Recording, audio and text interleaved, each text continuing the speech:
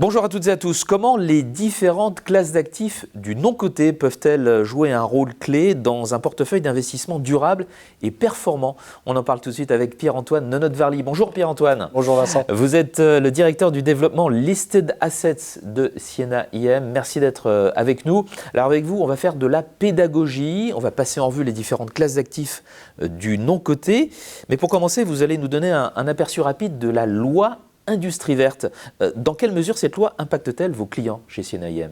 Alors effectivement Vincent, tous nos clients sont impactés par la loi Industrie verte. On a des clients assureurs, donc à travers l'assurance vie et la gestion des dispositifs d'épargne collectifs, ils sont impactés par la loi Industrie verte. Nos clients entreprises, à travers les dispositifs PERCO, PERO, également impactés par la loi Industrie verte. Et pourquoi? Parce que la loi Industrie verte oblige les clients à intégrer dans leur dispositif des actifs non cotés. Pourquoi le gouvernement a-t-il décidé, au travers de cette loi, de plébisciter les classes d'actifs non cotées, d'après vous? Le non-coté, tout simplement parce que les grands investisseurs de ce monde intègrent du non-coté dans leur allocation et c'est démontré, c'est plus performant. D'accord, alors comme promis, on passe en revue les différentes classes d'actifs du non-coté et on commence par le private equity. On en entend régulièrement parler, mais qu'est-ce qu'il y a derrière cette appellation? Le private equity, en français, c'est le capital investissement. C'est le pendant des actions en non-coté. Donc, c'est-à-dire que quand vous investissez sur Engie ou sur Veolia, vous achetez une action. Vous pouvez faire la même chose dans une PME ou une ETI. Donc, le private equity, c'est investir au capital d'entreprises de petite taille.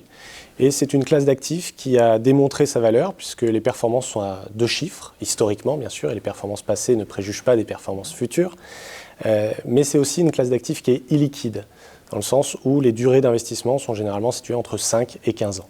Ça, c'est le private equity. Il y a aussi la dette privée. De quoi s'agit-il? La dette privée, c'est le pendant des obligations en non-coté. C'est-à-dire que nous prêtons à des PME, des ETI. Pourquoi la dette privée est née? Tout simplement parce qu'après la grande crise financière de 2008, les banques ne pouvaient pas prêter comme elles le souhaitaient aux différentes entreprises et les PME et les ETI ont plus souffert que les grandes entreprises. Donc il fallait trouver des relais de financement et ces relais ont été trouvés à travers les investisseurs privés. Alors c'est une classe d'actifs qui est performante également, qui est un petit peu moins illiquide que le private equity dans le sens où les durées d'investissement sont entre 5 et 8 ans. Troisième classe d'actifs du non-coté, les infrastructures. Bon, ça parle à tout le monde, hein, c'est du concret. Alors les infrastructures, vous avez tout type d'infrastructures. Vous allez financer des ports. Alors quand je dis financer, attention, l'infrastructure, vous pouvez faire de l'infrastructure en dette ou en action. Donc vous pouvez devenir actionnaire, vous pouvez prêter à des projets. Donc l'infrastructure, vous allez avoir des ports, des autoroutes, mais aussi des éoliennes, des panneaux solaires, des réseaux de chaleur. Donc dans le monde de l'infrastructure, c'est très large. L'infrastructure, on ne peut pas dire qu'il y a une durée d'investissement standard, puisqu'en fait, quand vous allez financer un projet d'éolienne, ça peut aller jusqu'à 25 ans. En revanche, vous financez un panneau solaire, c'est entre 5 et 7 ans. Donc c'est très vaste. Pour ce faire et pour aller sur ces classes d'actifs, finalement, il faut s'appuyer sur des spécialistes, des experts. Et donc du coup, ce que nous proposons chez Siena. Voilà pour les 3 classes d'actifs du non-coté. On en vient maintenant à votre offre dans ce domaine. Chez Siena IM, vous proposez un FCPR et un FCPE. De quoi parle-t-on et à quels besoins répondent ces deux fonds? Alors effectivement, la loi Industrie verte, on l'a préparée chez Siena. On ne l'a pas dit, mais effectivement, Siena gère pour 1/3 de ses actifs en non-coté, donc on a cette expertise. Et donc on a lancé un FCPR donc avec un partenaire qui s'appelle Cedrus & Partners. Ce FCPR va investir jusqu'à 70% en actifs non cotés. Et il a une vraie proposition de valeur puisqu'on met à disposition les fonds d'investissement que nous retrouvons également dans le portefeuille des grandes familles, des grandes fortunes françaises. Donc une vraie proposition de valeur pour les épargnants. C'est un fonds, donc 70% non coté, 30% coté, qui se retrouve dans les dispositifs d'assurance vie ou dans les dispositifs d'épargne retraite assurantielle.